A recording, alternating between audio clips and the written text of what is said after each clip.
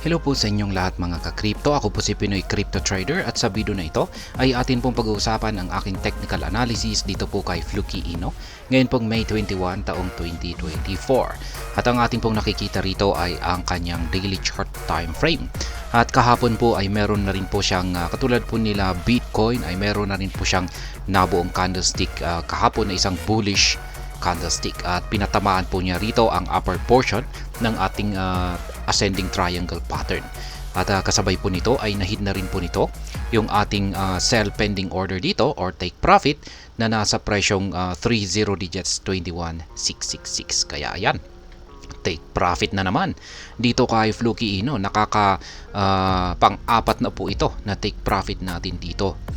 Ayan, base dito sa mga nakaraang previous trades natin dito. At ayan, bago pa tayo magpatuloy ay nais ko lamang po munang bigyang linaw ang aking disclaimer kung saan ang nilalaman po ng video na ito ay hindi po ito isang financial advice. For education and information purposes lamang po ang layunin nito. Maliban po dito ay nais ko na rin pong magbigay babala na wala pong kahit anumang group chat ang Pinoy Crypto Trader. Ngayon ay check po muna natin ang kanyang performance dito kay CoinMarketCap kung saan ay ayan, nag-green po lahat yung performance ng mga meme coins natin sapagkat umangat po kasi itong si Bitcoin. Ayan, itong si Fluky ay umangat po ng 9.09% sa kanyang 24-hour performance at ang kanyang 7-day performance naman po ay umangat po siya ng 12.13%.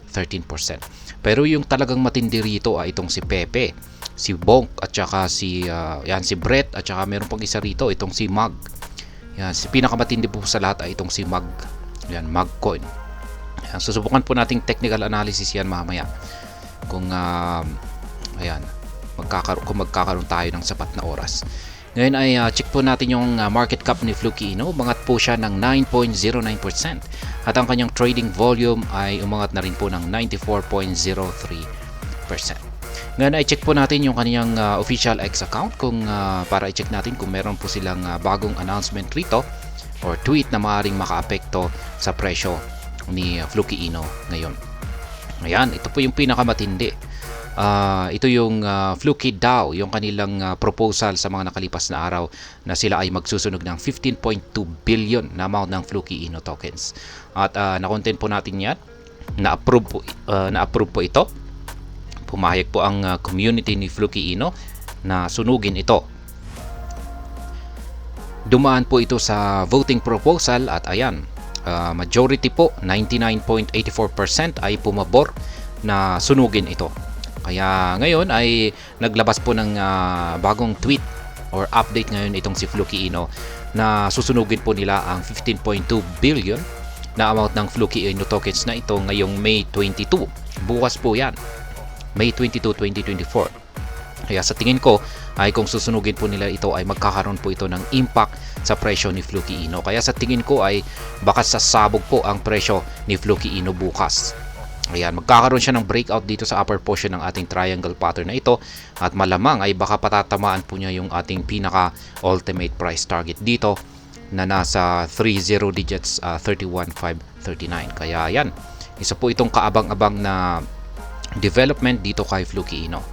Ang kanilang matinding pagsusunog na isasagawa bukas, May 22, 2024. Yan, last 12 hours, ito naman po yung kanilang laro. Yan, Valhalla Open World Live Gameplay. Yan, live na po siya. Tapos na po, hindi na po siya naka-beta test. Live na po talaga ito. Ito na yung official na laro.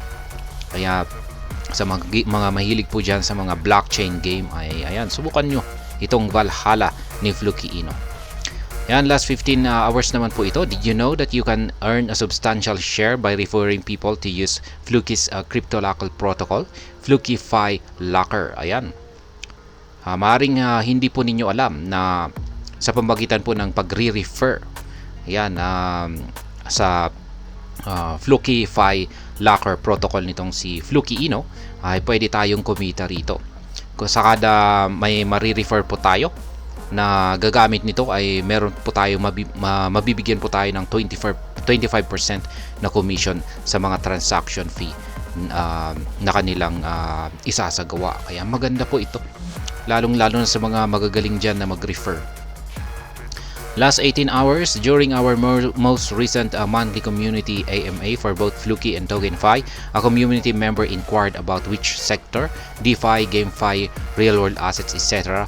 Fluky would choose to build in if it could only focus on one and why. Ayan, yung isa po itong Ask Me Anything na kanilang naging usapan. Ayan, yung pinag-usapan nila po rito ay yung tanong na kung mamimili lamang po itong si Fluky Ino ng isang sector or isang parang part or department ng kung saan siya magpo-focus. Ito ba yung DeFi, GameFi, or real world asset? Ayan, ano sa tingin mo ang mas maganda kung saan nila tututukuan ito? Ayan. Ang pinakamatindi po talaga rito na kanilang announcement rito ay yung pagsusunog nila ng 15.2 billion na amount ng Fluky Ino tokens bukas. May 22 po yan. Yan po ang kaabang-abang na kaganapan ngayon dito kay Fluky Ino. At ngayon ay balikan na po natin ang pagti-technical analysis dito kay Fluky Ino. At ito po yung kanyang daily chart time frame. At dito ay meron po kasi siyang binubuo na isang bullish flag pattern. Yan po yung dalawang kulay puti na linya. At nitong ilang mga nakalipas na araw ay nagkaroon po tayo ng breakout sa upper portion nito. At dahil sa breakout na ito ay nananatiling valid pa rin po yung aking pinaka price target na nasa major resistance line na ito. 30 digits 31,539. Ayan, aakyatin niya ang resistance line natin na ito dulot po ng kanyang breakout na yan dito. Kaya valid na valid pa rin po yan. Lalong-lalo na at meron pa tayong isang ascending triangle pattern dito na pag nagkaroon po siya ng breakout na dito, isa na rin po ito na magbibigay sa atin ng signal na mataas ang posibilidad na itong si Fluky Ino ay magpapatuloy sa kanyang pag-akyat hanggang sa marating niya yung pinaka price target natin dito. Kaya yan po ang dahilan kung bakit meron po akong tatlong mga nakaabang rito na mga sell pending orders kung saan ay ako po ay handang magbenta rito. Ayan, yung mga tatlong yellow arrow signs na yan ay mga take profit ko po yan. Yung mga kulay blue naman po rito sa ibaba ay mga buy pending orders po yung mga yan. Handa po akong bumili kung sakaling bumagsak sa presyong ito itong si Fluky Ino. Yung mga nadaanan naman ng mga candlestick natin dito, ayan po yung aking mga previous trades. Kaya yan, nakakatatlong take profit na po ako at nakakatatlong buy na rin po ako rito. Pero kahapon lamang po kasi ay na-trigger po yung aking isang sell pending order dito or take profit dito po sa resistance na nasa presyong 30 digits 21,666. Yan, na-triggered po yan. Kahapon po yan, pinatamaan. Kaya, ayan po ulit. Take profit na naman po tayo ulit dito. Kaya, ayan, 4 na po tayong take profit rito. At dahil dyan, ay mag-aabang na naman ako ng buy pending order dito. Ayan, dito sa ibaba. Sakaling baka bumagsak itong si Fluky Ino dito sa lower portion ng ating triangle pattern dito. Ayan, para magkaroon posible ka po kasi siyang magkaroon ng retest ulit dito sa lower portion ng ating triangle pattern. Kaya possible po na magkakaroon siya ng rejection dyan. Ay ayusin natin. Ay babagsak po siya dito para magkaroon siya ng retest dito at posibleng matrigger yung ating buy pending order dyan. Ngayon ay update po pala natin ito. Gawin po pala natin itong adjust po pala natin ito. Ayan, dito na po yung bagong resistance line natin. Ayan, lipat po natin dyan. Ayan, yan po ulit yung aking mga panibagong buy pending order. Ayan, 5 na yung aking buy pending order. Tapos 2 po yung aking take profit. Ngayon ay lapit lamang po natin. Ngayon ay pagdating po sa dito sa ating triangle pattern na ito ay bullish na bullish pa rin po yung signal natin dito.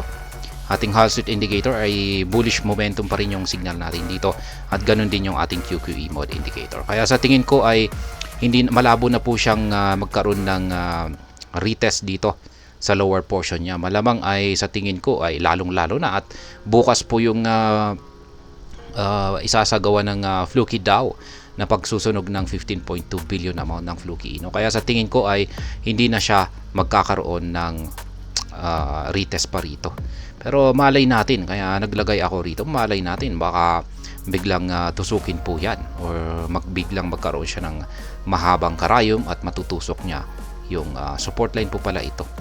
Kaya update po natin yan. Lahat yung color coding po natin dito, lahat ng mga kulay red ay support line, lahat ng mga kulay green ay mga resistance line. Kaya sa tingin ko ay mababasag na po siguro ito bukas, dulot ng isasagawa ng Fluky Dow na pagsusunog bukas. Kaya yan, asahan po natin na malamang ay baka patatamaan pa niya yung sunod na price target natin dito. Kaya dapat ay nakaabang po talaga tayo dyan, nakaset na po tayo dyan. Kaya yan po ulit yung aking mga trading live spot trading positions dito kay Fluky Ino. At maaari po ninyong gayahin, kopyahin. Ayan yung aking simpleng strategy rito. At ayan, hanggang dito na lamang po tayo sa video na ito. Sana po ay inyong nagustuhan ang aking paliwanag dito. Kung inyo po itong nagustuhan, ay pakiclick lamang po ang like button nito. Para naman po sa mga bago lamang dito, kayo po ay aking inaanyayahan para mag-subscribe. Pakiclick na rin po ang bell icon nito dahil ito po ang siya magsisilbing notification nito sa mga bago kong videos na akin pong ina-upload sa aking YouTube channel na ito. Marami pong salamat sa panonood. Ingat po tayo lagi at God bless po sa ating lahat.